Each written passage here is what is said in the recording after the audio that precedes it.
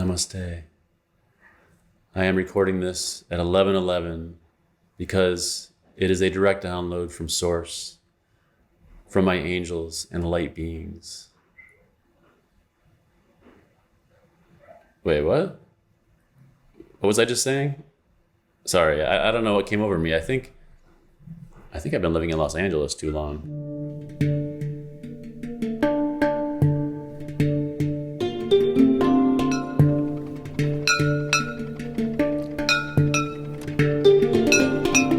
Welcome to Spiritual But Not Ridiculous, a podcast that explores the world of spirituality from a grounded and clear-eyed perspective. I'm your host, Jayadev, a yoga teacher, Vedic astrologer, attorney, and technologist.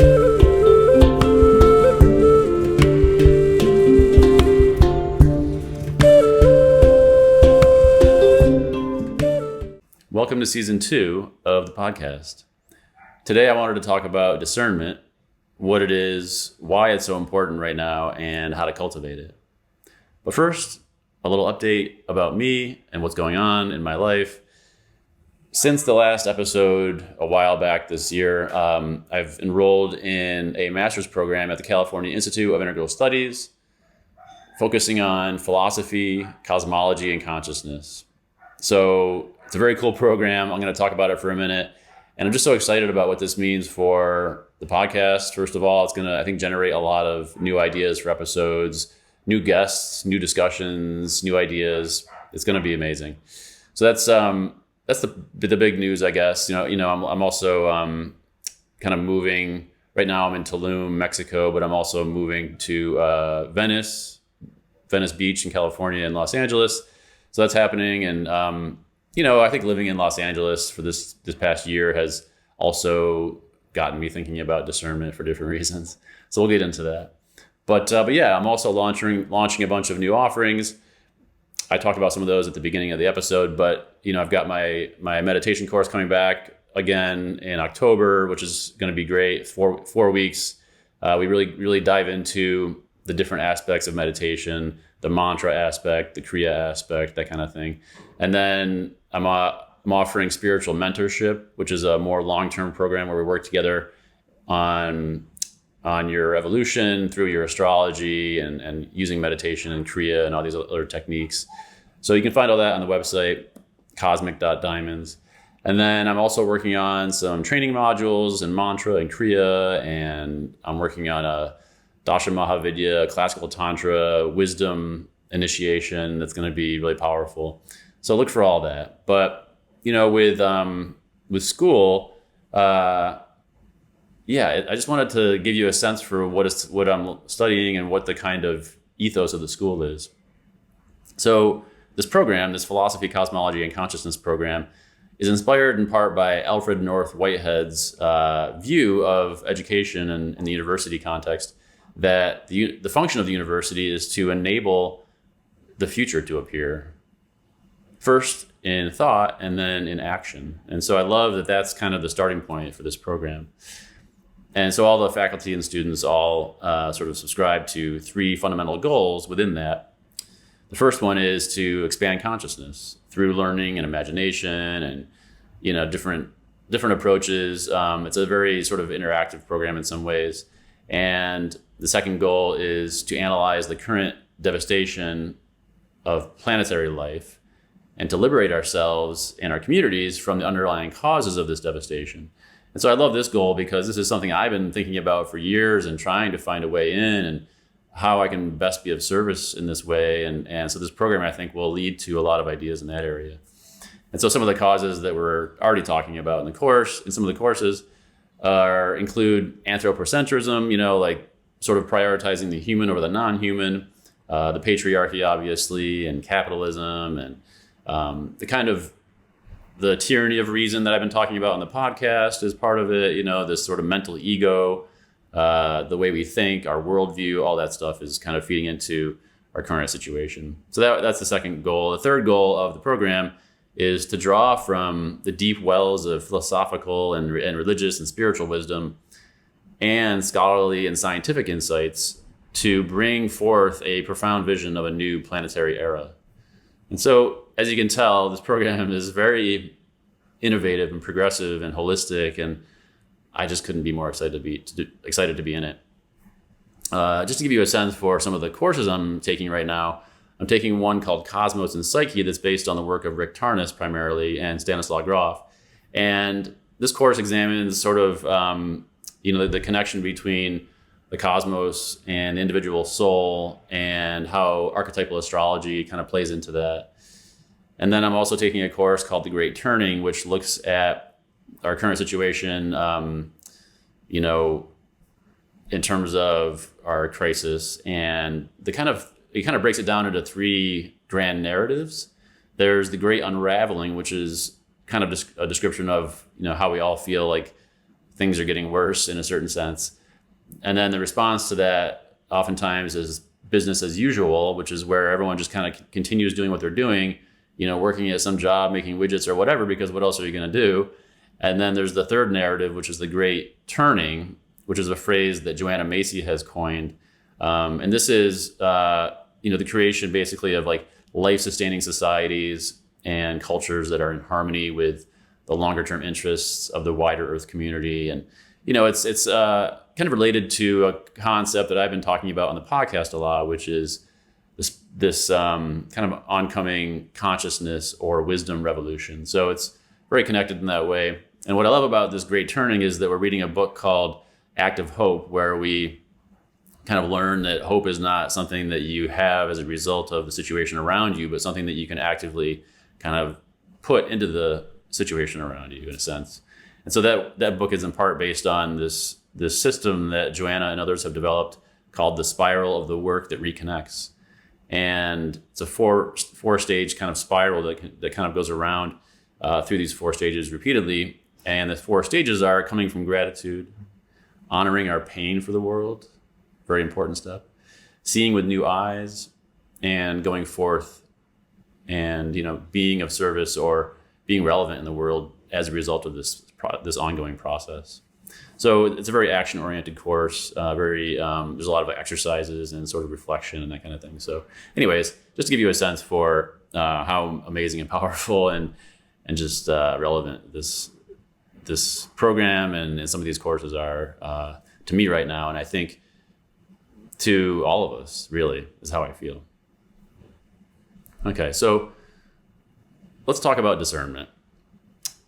I posted an Instagram reel a few days ago about this and how I wasn't sure that it was a topic that people were interested in, or that it would be too dry or something. But I feel like it is interesting for a lot of people, and I got some good feedback. And so I'm going to try to keep this short. I know I tend to go long on these episodes, and part of my intention for season 2 of the podcast is to have shorter episodes, ideally. Although I have a feeling this episode is probably going to be about an hour. So hang in. There's a lot of good content here, hopefully, and I think you're going to really like it. So my intention of talking about discernment primarily today is to motivate you to practice or to think differently about your practice, perhaps, and maybe practice more, because my vision is to have discernment kind of sweep the planet like a positive pandemic, not that I'm going to be the leader of that or anything like that, but just that I want to inspire some more people to think about it, talk about it, and hopefully increase the amount of discernment that's out there in the world. For me personally, yoga and plant medicine are the 2 primary ways that I've been able to develop and refine my own discernment. And I want to share some of those experiences here because I think they're relevant for everyone. So let's talk first about, let's try to define or explain more what I mean by discernment. On one level, discernment is simply being able to see and understand and recognize increasing values of truth. Now that's a little abstract, right? So how else can we define it? Well, discernment can be a way of being self-aware enough to avoid projecting ego distortions onto reality, onto situations, onto people, onto yourself.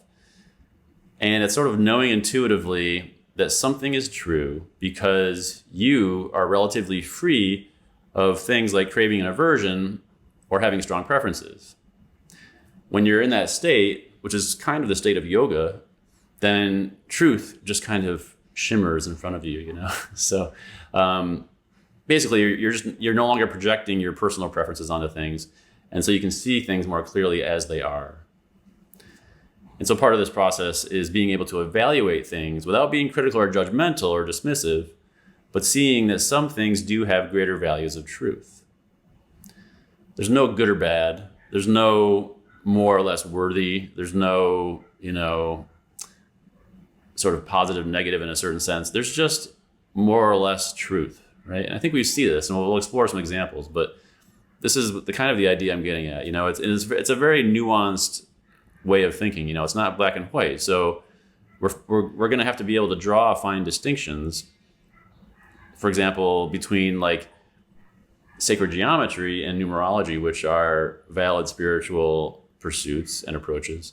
And then this thing we see oftentimes of just seeing repeating numbers, right? Which we'll get into more. But, so it's like we're being discriminating. We're being discerning in a way that's still allowing new information in and still allowing us to evolve. Actually, I found an interesting definition in the dictionary. One dictionary that I've seen has this definition of discernment. In Christian contexts, perception in the absence of judgment with a view to obtaining spiritual guidance and understanding. So I thought that was interesting because it's a pretty good definition. So good job, dictionary. So why is discernment so necessary? I feel like it's especially necessary right now, but it's like, why am I talking about it? Why do we care? Why does it matter? I mean, I feel like on almost every episode of the podcast, I say something like, this requires discernment, or discernment is really important, but I never really unpack it, So I thought I'd finally take the opportunity to talk about discernment. First of all, I think if you look around, you can see that people everywhere are being taken in by misinformation and lies. We're kind of like swimming in a sea of information, and a lot of it is misinformation. And, as you can see in our current political situation or pretty much anywhere, there's all this division because everyone has their own set of facts, right? And it's like, I feel like in that, so many people are not thinking critically. They're just kind of, glomming on to one set of facts and then just like holding on as tightly as they can, right? We see this, unfortunately, too often with the alt-right or the far right in this country, in America. You've got people like Alex Jones and his InfoWars, Newsmax, OAN, Fox News, Tucker Carlson, and then Jordan Peterson, people like, in the kind of self-help world, QAnon, conspiracy theories, all these things are symptoms of this problem, this lack of discernment, this misinformation issue that we have. And yeah, I mean, I'm not trying to make it political, but unfortunately, the political right in America has made itself into the party of fear, ignorance, aversion, judgment, and authoritarianism, And I think all of these are the opposite of discernment.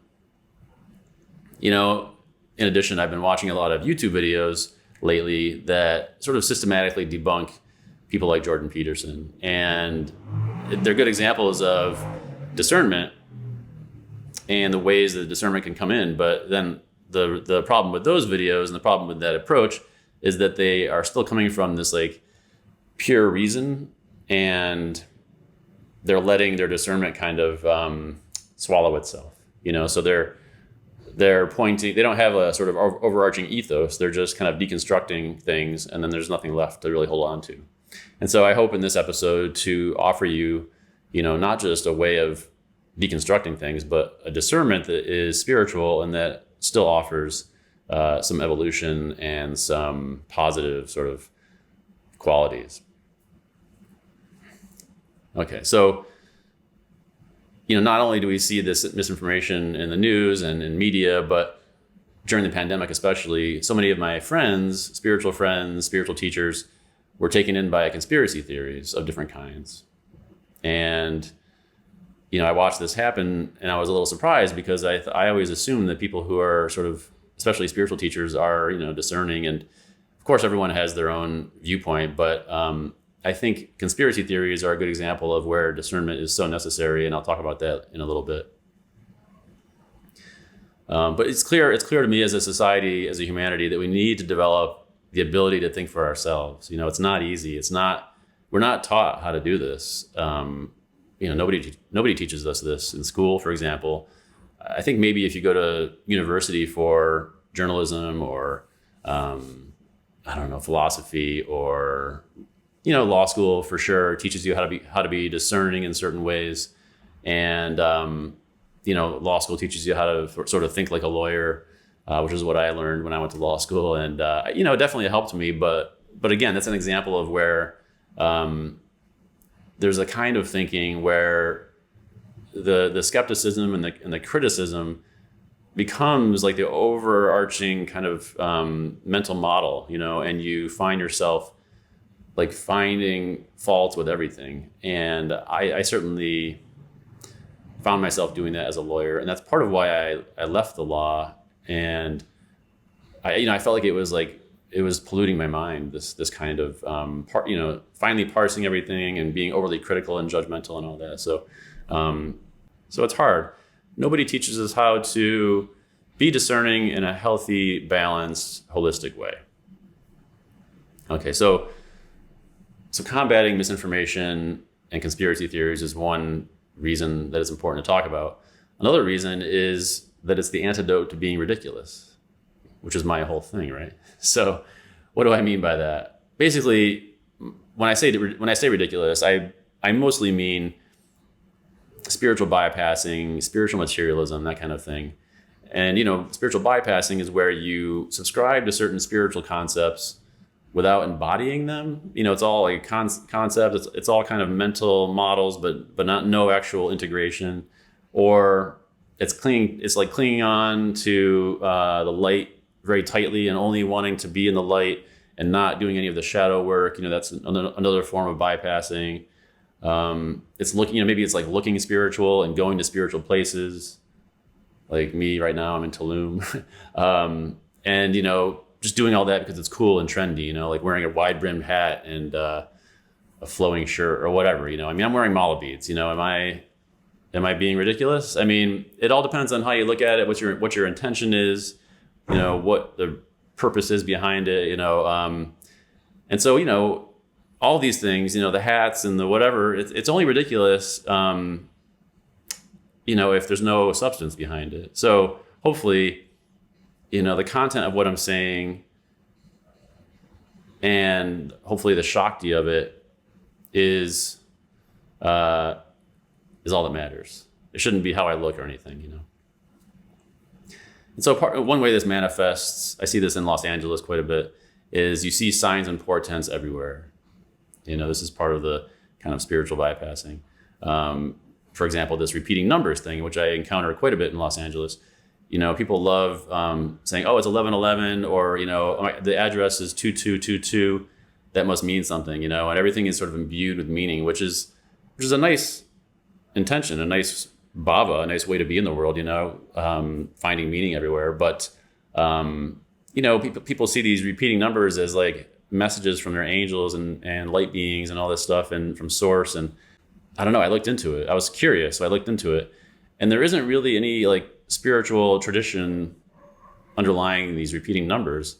It seems like it's a late 20th century phenomenon. Maybe it started with this psychic Uri Geller, but it's not clear. And I don't know, I find it really interesting and entertaining. And of course, like I think one explanation is that there's only 10 digits in our system. And so it's just very, very common for them to repeat, whether it's a time or an address or whatever, like that's a very common thing. So yeah, actually that reminds me of this app, Gematria, that the MAGA people and the alt-right people are really into now. Actually, let's just watch this clip. This gives you some sense of it. Everything's coded, and I've been learning Gematria, so. What's Gematria?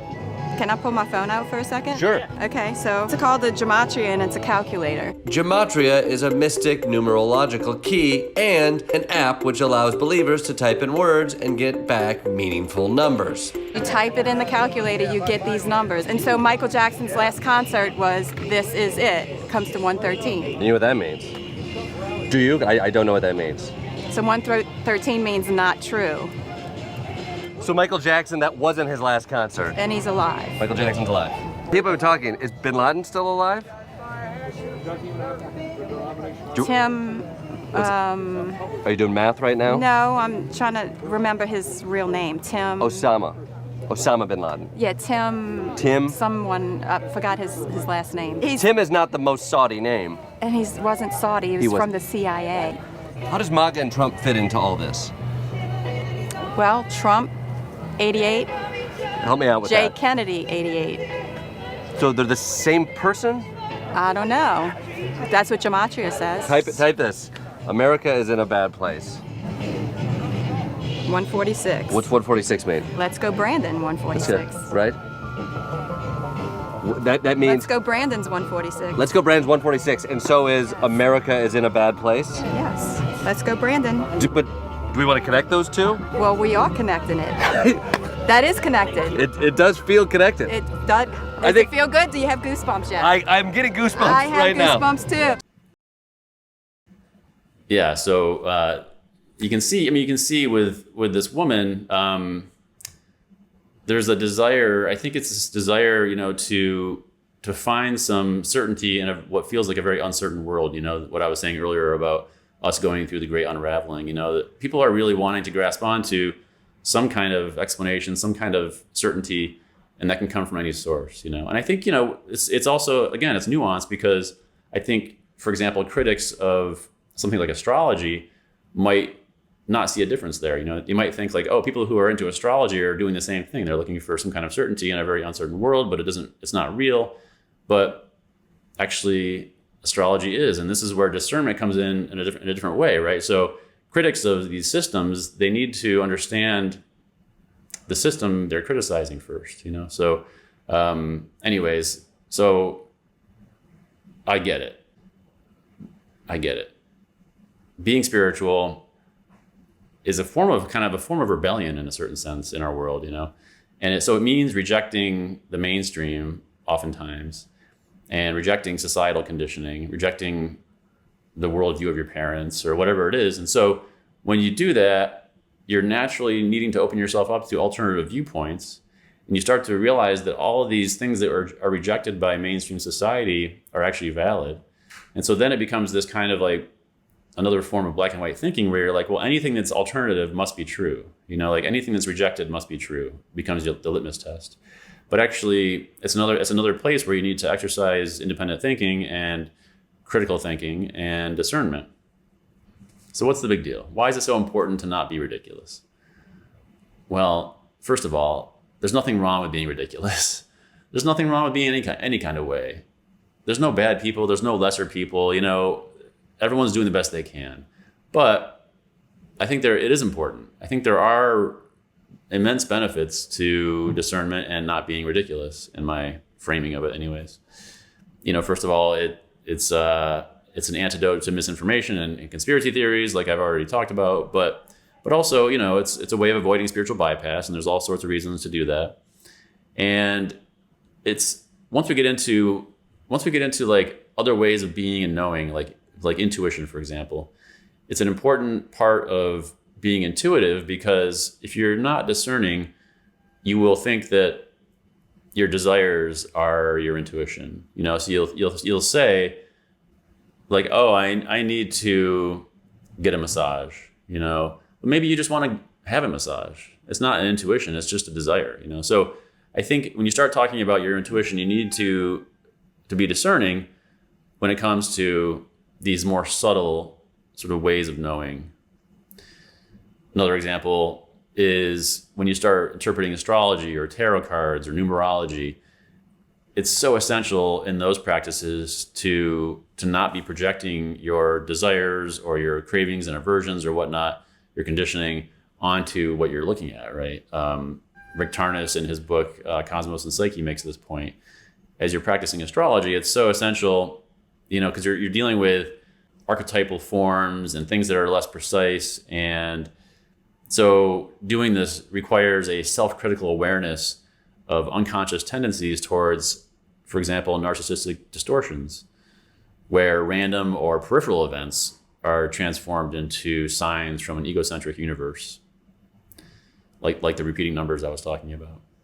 So we need multiple faculties of cognition. We need intuition. We need empirical ways of being, rational ways of being, emotional, relational, and symbolic. There's so many different ways, but when it comes to, these moving in these different areas, we still need to bring the discernment with us.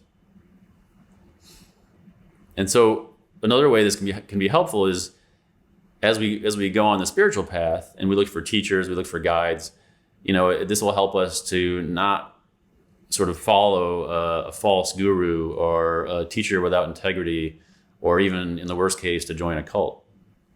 I mean, you think about like, how do people join cults? How do the people in Wild Country, the Osho cult, how did they end up in that situation? Or even Bikram, or any of these cult examples, how do people, Nexium, is another example. You see these people, you see the documentary, and you think like, how are they so easily duped? And, I think obviously the first thing is they're receiving some benefit, whether it's evolution or some kind of transcendent experience or something like that. But the problem is they're getting these benefits, but then they're not questioning anything, They're just kind of surrendering and trusting completely, which is relevant at a certain point, but it needs to be flavored with discernment, right? There's a way that you can trust too much. I talked about this on the episode about the guru sex scandal a few episodes ago, on episode 8, and how Mariana Kaplan talks about this. There's sort of like there's a way of trusting that's not complete and more healthy. Yeah. So this is another. So it's a benefit of discernment is not joining a cult, basically, or like I was saying earlier, not falling victim to conspiracy theories. I mean, I get it. In terms of conspiracy theories, when it seems like the whole world has gone haywire, it's easier to think that you're powerless to change anything than it is to try to take action. So I get the appeal of a conspiracy theory, but if you think that a global cabal is drinking the blood of babies and secretly running the world, then maybe you should try to find some hard evidence of that first. So another benefit of being discerning is that you experience less suffering and you experience more joy for you and for everyone else. So it's like, if you're a spiritual materialist, you're actually suffering more, because even though it feels like it's all love and light, there's this unresolved kind of unexplored shadow that's still there, sort of leaking out in all your interactions and all your experiences. And so this enjoyment is very, very surface, very superficial, and very frail, very conditional. Whereas when you're discerning and you're becoming more whole, then you're a lot more secure and stable in your evolution and in your joy and in your fulfillment and happiness. And this authentic state is then better for everyone, for the collective. And then people take you more seriously too. I mean, it's important, especially because part of my mission is to try to bring spirituality like to people who don't identify as spiritual. And I think part of that is making us seem, as spiritual people, seem more level-headed, and discerning. And so, when you're discerning, you don't turn people off. Intelligent people aren't turned off by that. People want to see that there's some intellect and some wisdom in their spirituality, I think. And that was the case for me.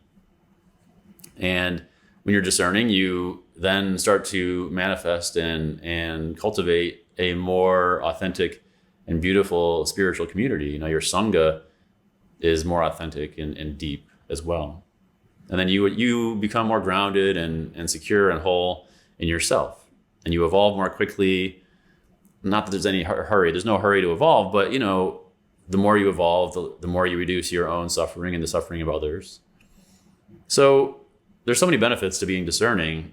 And, there's an argument, we'll get into this a little bit later, but there's an argument that being discerning is kind of like yoga. Yoga is discernment in a certain way. And it's also called polishing the mirror of our minds. That's another way to put it. It's another phrase you hear in spiritual, discussions is polishing the mirror of our minds, right? This is a good way to think about it, because we can only perceive relative values of truth from our own state of consciousness, right? And so when the mirror of our mind is smudged, is tarnished, then what it reflects, the reality of the world that it reflects is going to be distorted, right? And so, if what we see and hear and experience is filtered by a relatively dense state of consciousness, then almost nothing is really seen or heard or understood purely as it is. I think we've all experienced this, right? So part of what I'm talking about here is becoming like a spiritual scientist. This is something I've talked about in earlier episodes, but it's like we're examining all new information, all new theories with a certain kind of skepticism that's tempered by a constant willingness to have your existing ideas and beliefs challenged.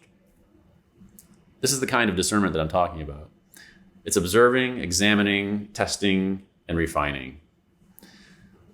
But of course, even scientists often fail at this crucial aspect of keeping an open mind, because they become attached to whatever theory that they've been propounding or whatever it is. It's only natural.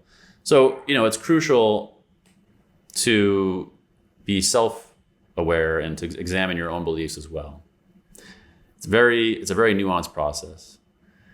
So it's hard in terms of science and empiricism. It's hard to objectively measure your state of discernment, right? It's a very subjective, personal thing. It's not like asana where you're working towards scorpion pose and somebody else can say like, oh, your form is fantastic and it looks great. It's like only you really know. I mean, there's ways people can tell, but it's like, how do you know? How do you know if you're being discerning? How do you know if you're being more discerning than not? Well, there are ways to tell. One is that you're evolving without getting sidetracked by toxic people or deceptive people, gurus and all that stuff I was talking about earlier. And you feel more confident about what you know and what you believe is true. It's not just blind faith anymore. It's like it's been tested in the laboratory of your own awareness, right? And your own experience. So you feel more self-reliant, more confident, more focused and clear, and then you fluctuate less. And again, your spiritual community starts to become more sattvic, more elevated. And you have integrity, you have spiritual integrity, where what you say and what you do are the same. That's integrity. You become very consistent in your speech and your action, very transparent, very direct, but also kind. There's still kindness, there's still, elevated conversation, there's still lack of judgment. You're very accepting of other people, so you're not going around flaunting your discernment or brandishing your discernment against people or anything like that. So you're maintaining your compassion, your open-heartedness, acceptance, loving awareness. It's all there. And I think a really good way to test a level of discernment is do you have a sense of humor? Are you able to laugh at yourself? That really shows a level of security in your own sort of knowledge and wisdom. You're relaxed about it, basically. You know that you know what you know, and you know why you know what you know, and all that, right? It's not just because you heard it from some teacher. So you can joke about it. It's not brittle. It's a very solid wisdom. The wisdom that's generated by discernment is totally solid, but also adaptable, right? Maybe there's not good language for it. I don't know. Okay, well,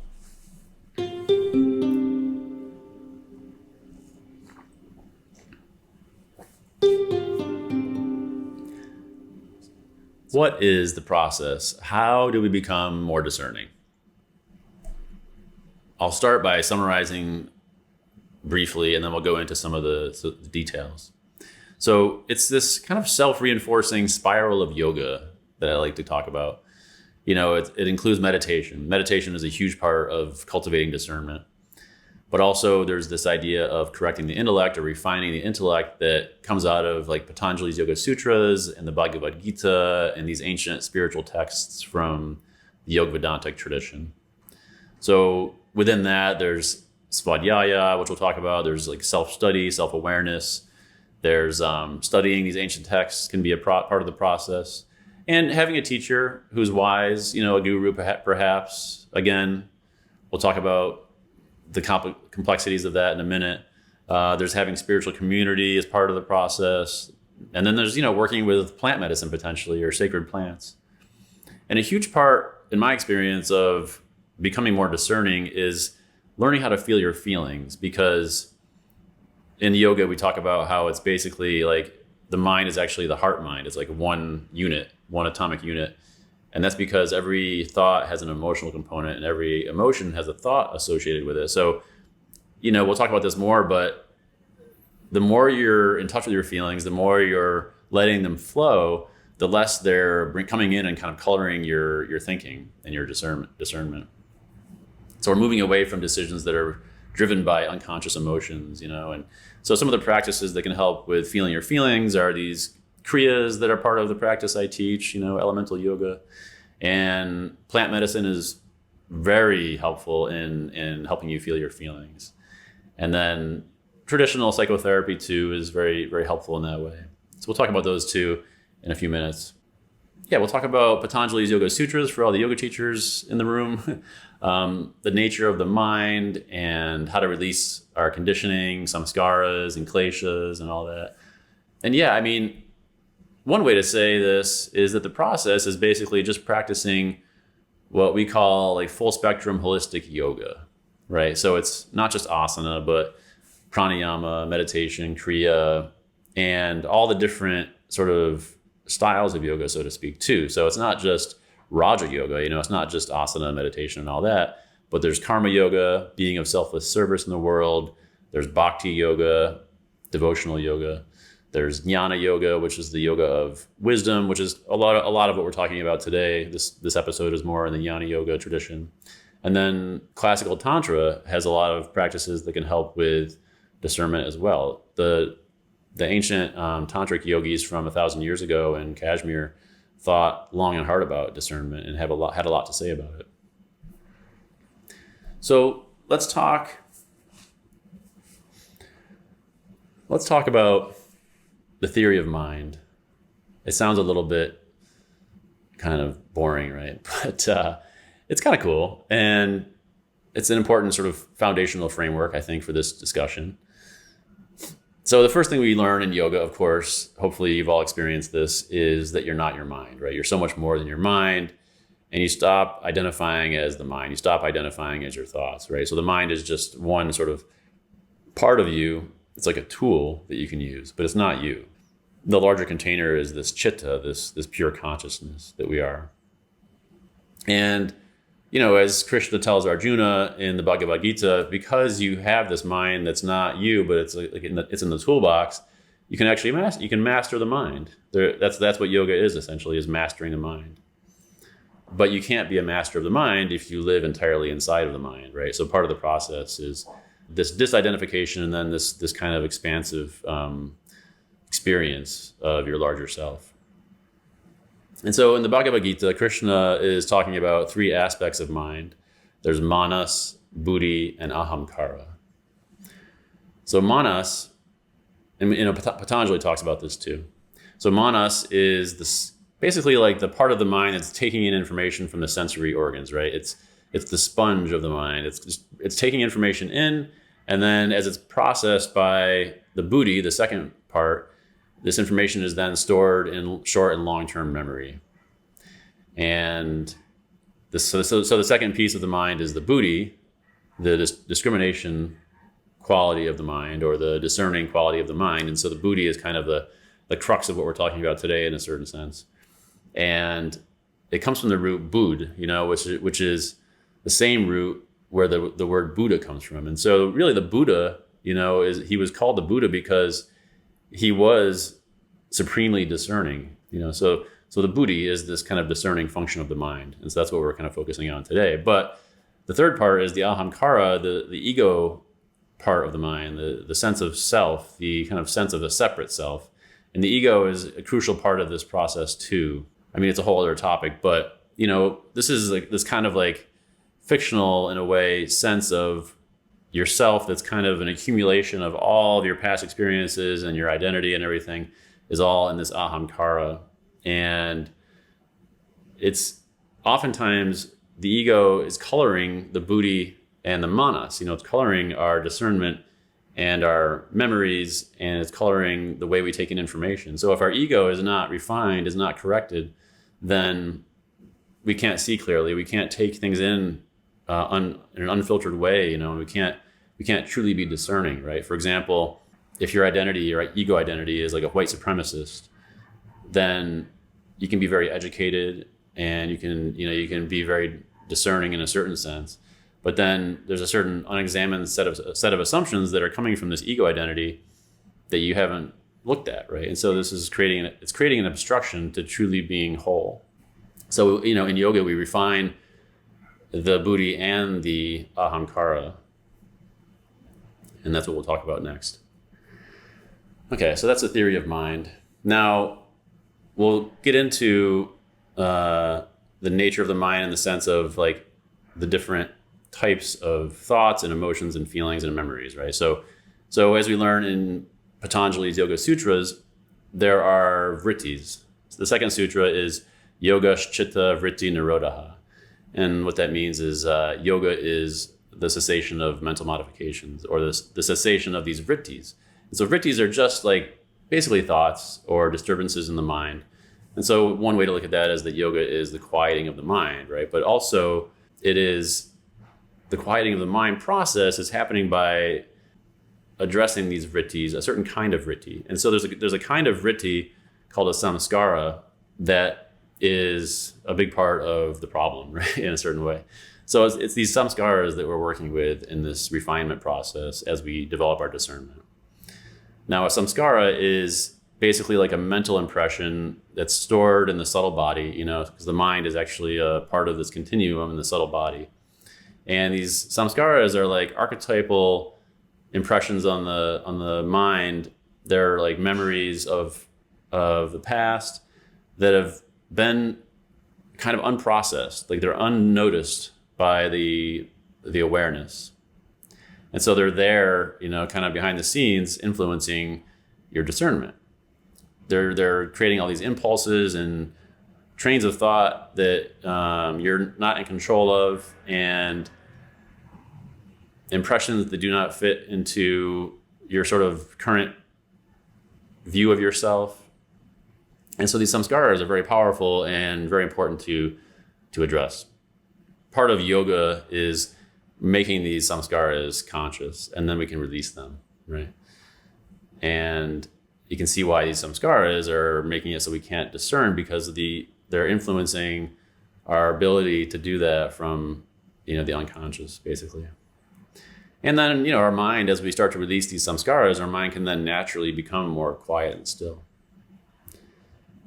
So that's samskaras. There's a certain kind of samskara that Patanjali talks about called a klesha. And so Patanjali highlights these kleshas because it's important to, the more we can think about them specifically in certain categories, the easier it is to let them go in a certain sense.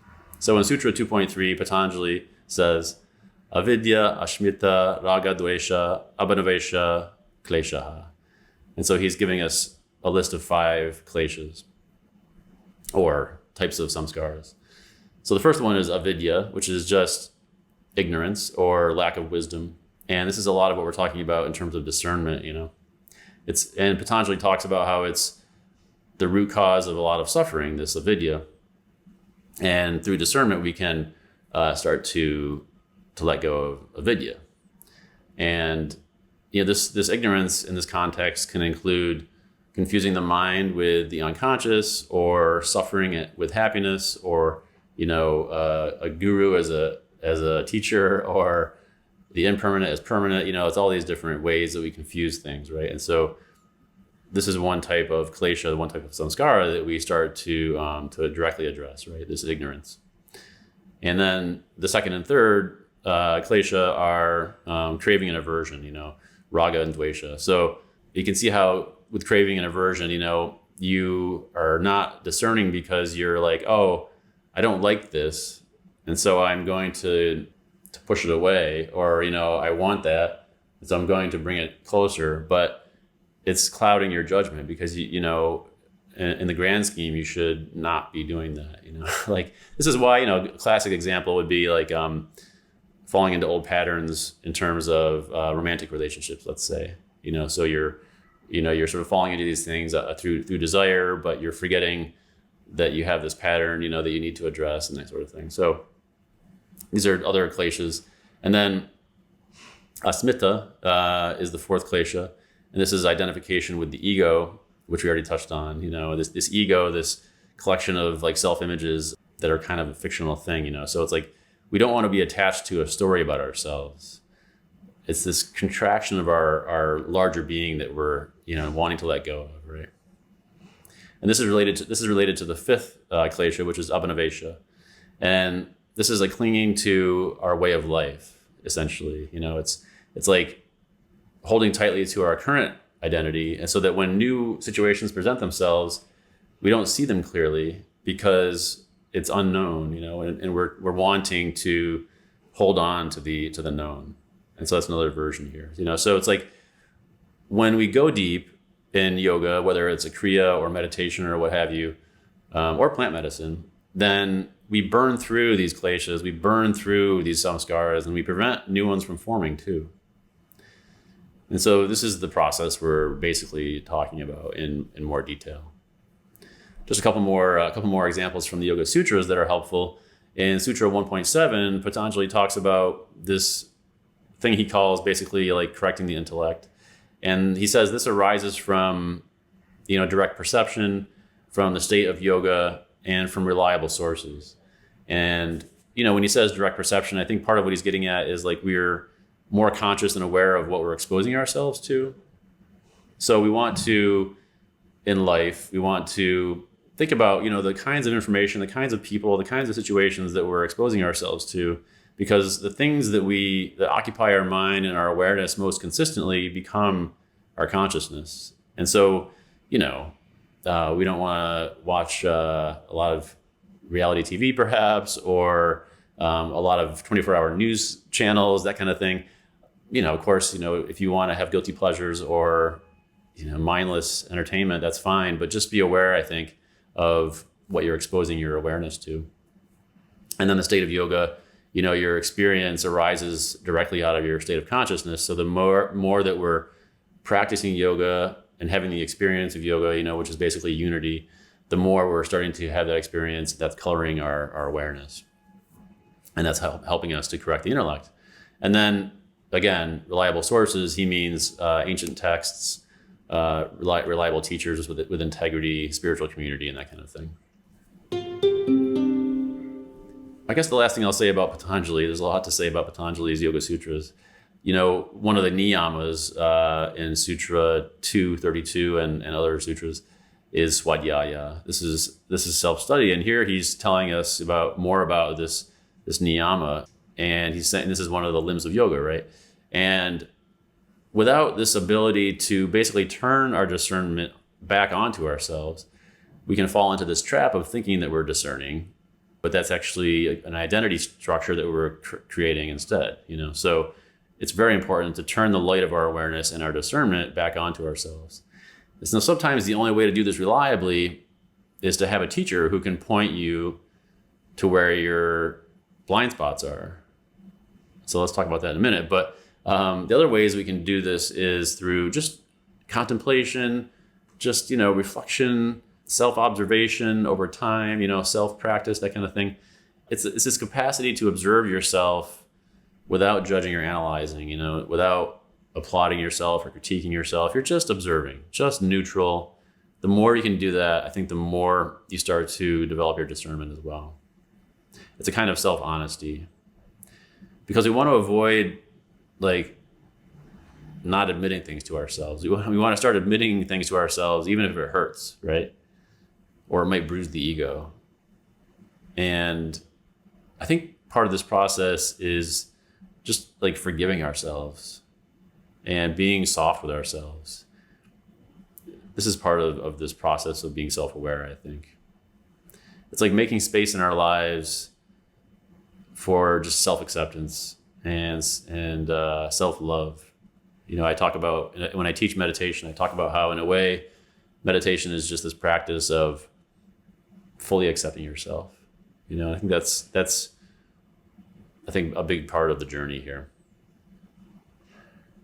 And Krishna talks about this in the Bhagavad Gita. He talks about the benefits of self-study and cultivating this like sattvic state, basically, moving beyond the ego. And so in the Bhagavad Gita, in a sense, Krishna is teaching Arjuna, how to master his mind. And discernment is a huge part of that.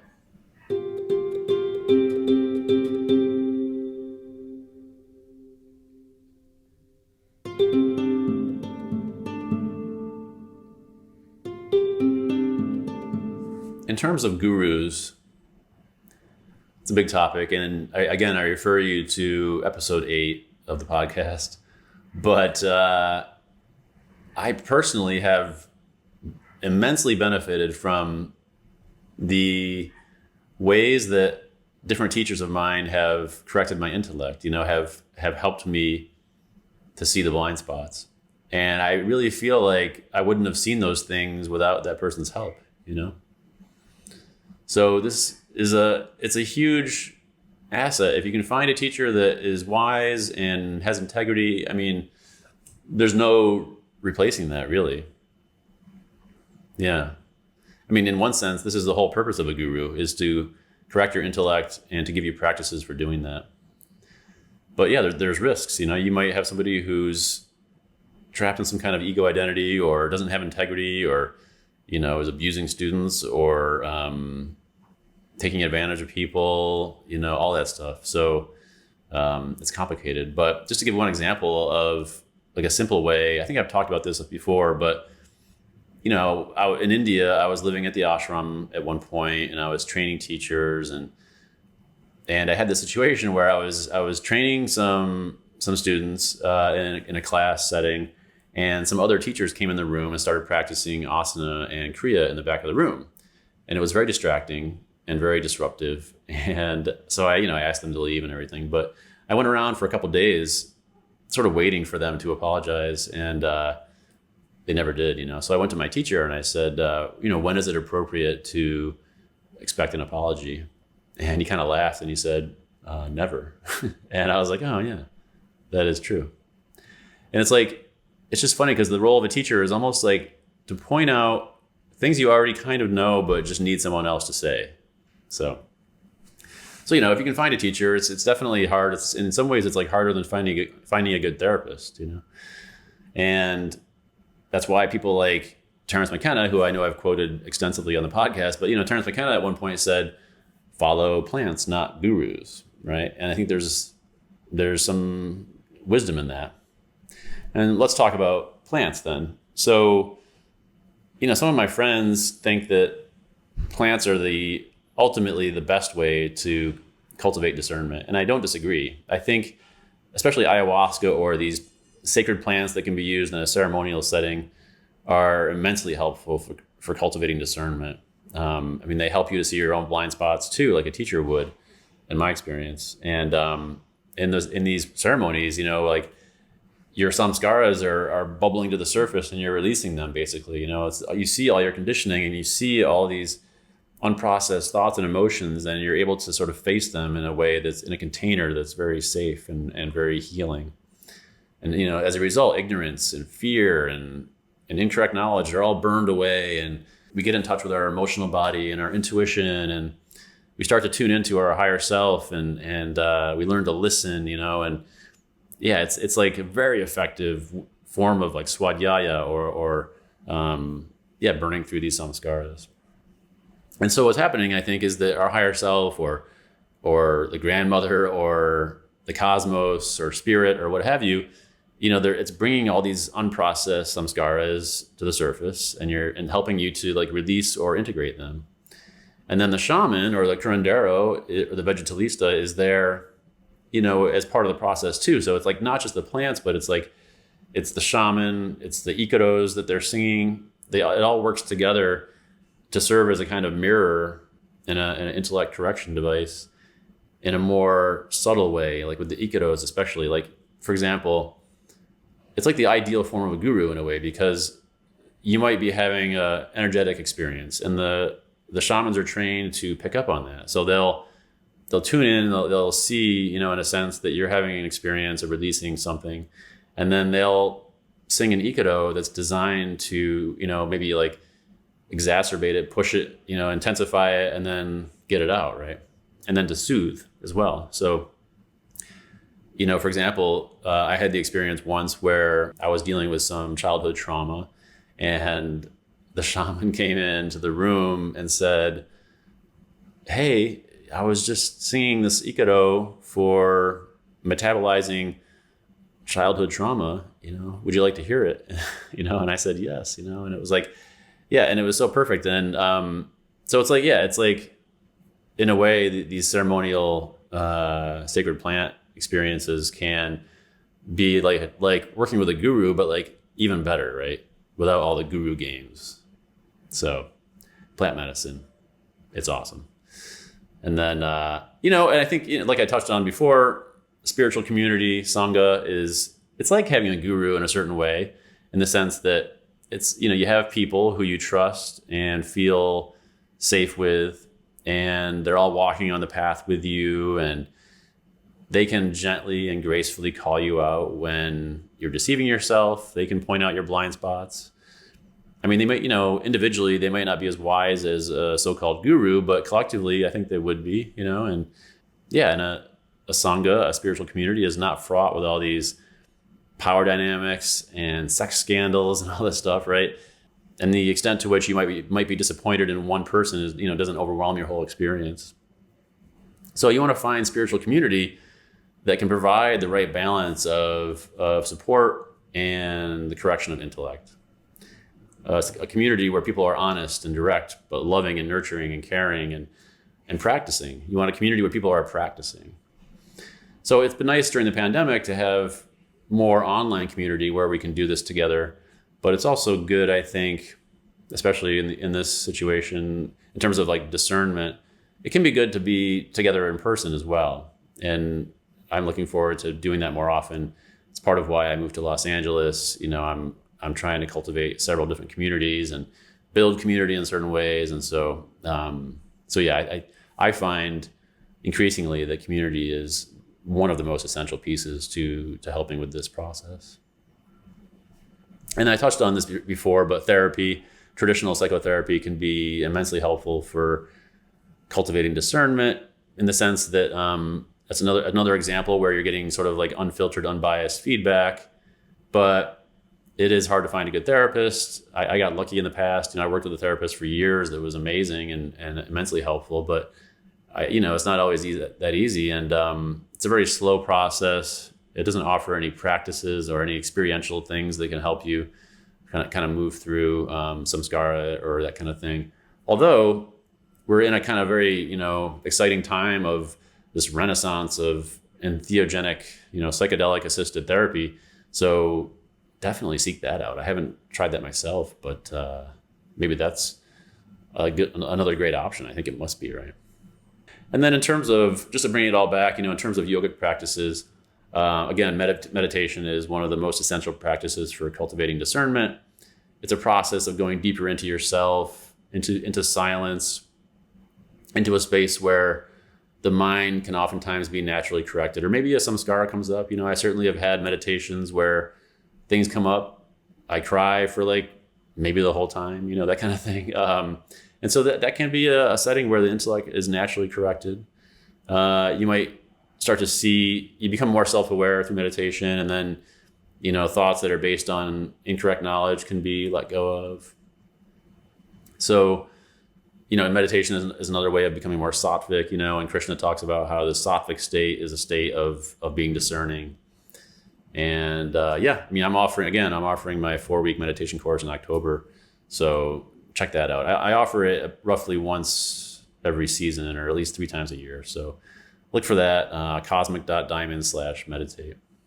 And then there are some amazingly powerful tantric practices, including, for example, there's a Dashamahavidya Matungi who her primary benefit or like siddhi is correcting the intellect, and so that's another example. I mean, I'm hoping to offer a Dashamahavidya Tantric Wisdom Goddess initiation later this year or next year.